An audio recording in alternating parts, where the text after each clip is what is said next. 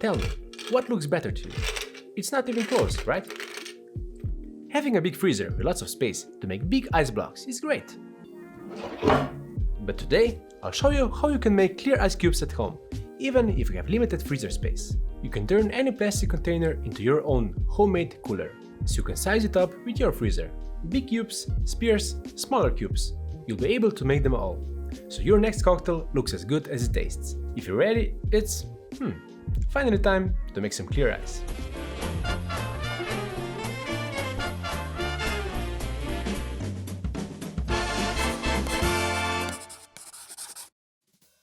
Quality ice matters. It looks good, it melts slower, and since you are placing a lot of attention to all ingredients in your drink, it's only right to care about ice too. Water from the melted ice represents around 30 to 40% of the total volume of the cocktail. For full disclosure, I'll start by saying that the ice you usually see me use to make and serve some of the cocktails is from a Hoshizaki ice machine we have at the cocktail bar I work at. I'm lucky to have access to that, but we also make our own ice right here. The large ice cubes and spears used in some cocktails are from homemade blocks of clear ice, which I'll show you today.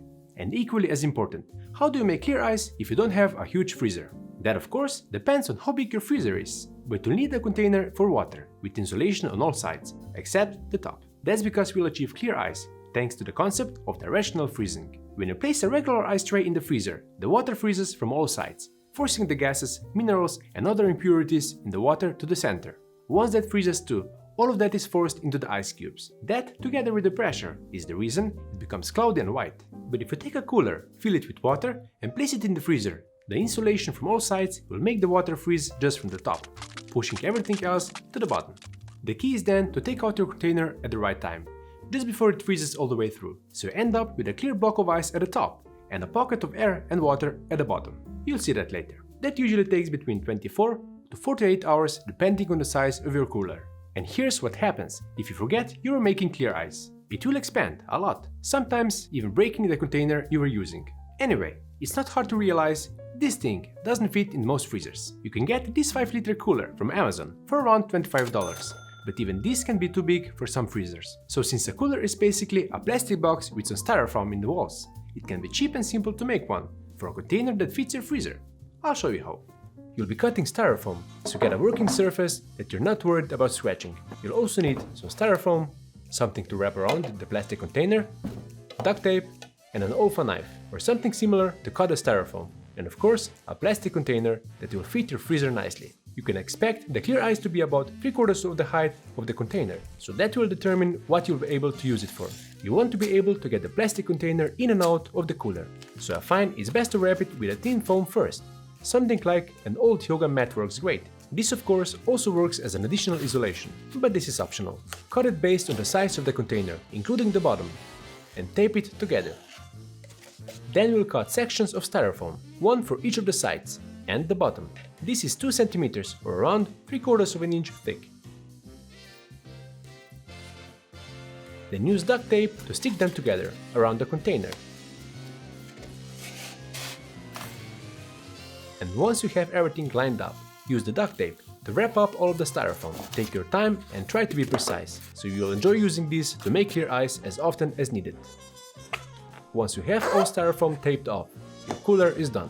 If that feels like too much arts and craft for you, you can take a similar approach as our director Robbie did, who used this simple setup during lockdown to make clear ice for our episodes. It's basically a small softback cooler with some thin styrofoam just placed in there for some extra insulation. You could see the fruits of his labor when I made the Frank's Ray cocktail from the Sinatra episode.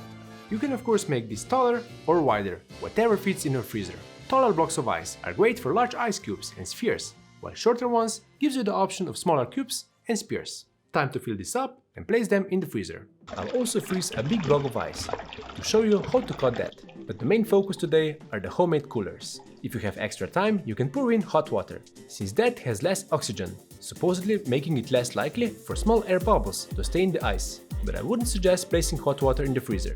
For smaller coolers, 24 hours is usually a good starting point.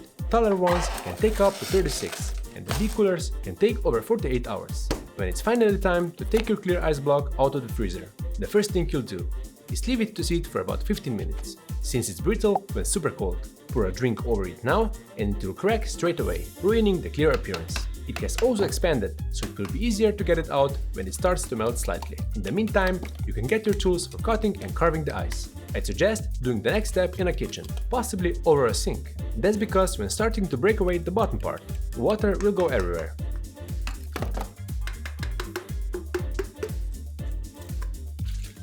Then comes the fun part, carving out the ice in the form you want it.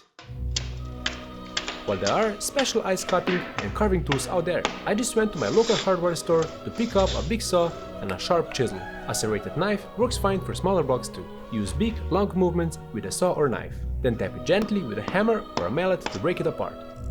A sharp chisel or a paring knife can then be used for final adjustments, so keep glasses nearby to test if the size fits. Place the shaped ice in the freezer separately, so it doesn't stick together as it freezes again.